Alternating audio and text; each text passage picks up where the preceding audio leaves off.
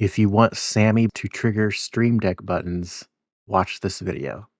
Update Stream Deck to 7.4 or higher. Enable the MPC deck, and this will give you a MPC Actions profile with 32 buttons. Then set up the Elgato MPC Server. This link will show you how. I also have created a video on step-by-step install, but to make it easier, you can also use this install batch file. When you download the file, go to Properties and unblock This Came from Another Computer. Right-click on the file and run as administrator.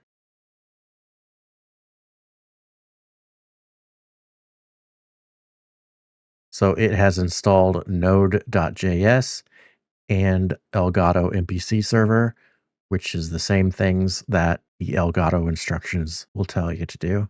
Setup is complete. Press any key to continue. Close that window.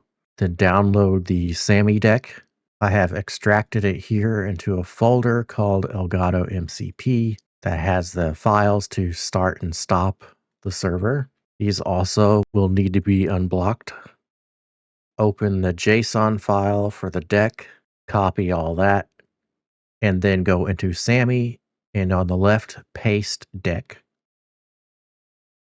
This new deck is SD MPC integration. The config button also explains how to install the server, but I've already done that with the script. If you're running the server on a different location, then you can go into the default variables of this button, but you shouldn't have to. If your Stream Deck and SAMMI are both on the same computer, then this is fine. Just leave it as it is.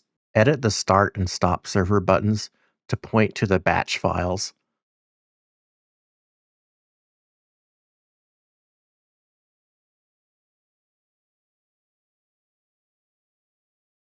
Go back into Stream Deck and the MCP Actions profile and create buttons. It's best to name them with all capitals with underscores instead of spaces. Make sure there's no spaces on the ends. You aren't going to see these names on your Stream Deck anyways. Go back into SAMMI and copy this action template button. And I suggest making a new deck that is 8x4 to have a 32 button deck to match your MPC Actions 32 buttons. Then paste that template button. Then edit the button. I'm going to use this one for toggling the Wavelink game channel. And the button title here, replace that with the title of the button in Stream Deck. Just copy paste it, put it in there between the quotes and save it.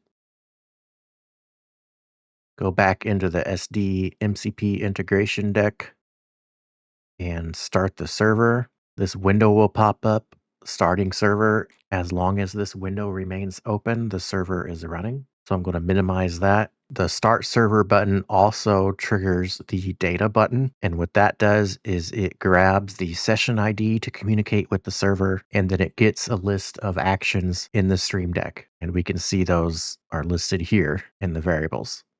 So you can make changes to your buttons in Stream Deck and then run this button to refresh a new list of buttons without having to restart SAMMI or restart the Elgato MCP server. Now that the server is running and we verified that the data button is grabbing the list of buttons from Stream Deck, we can go into our Wavelink game button and click run. And we can see that it is triggering the button in Stream Deck. So now you can create triggers for that, what type of Twitch events or other events that you want to trigger the SAMMI button, which will then trigger the Stream Deck button. You could also set the start server button to run automatically when SAMMI starts. You can also set the stop server to run when SAMMI is shut down. So now when I close SAMMI, it will shut down the server. It has opened up a window. It says it's stopping the Elgato MCP server. You may close this window, and the other window that had the starting server will now say press any key to continue because it has stopped, so you can close that window as well.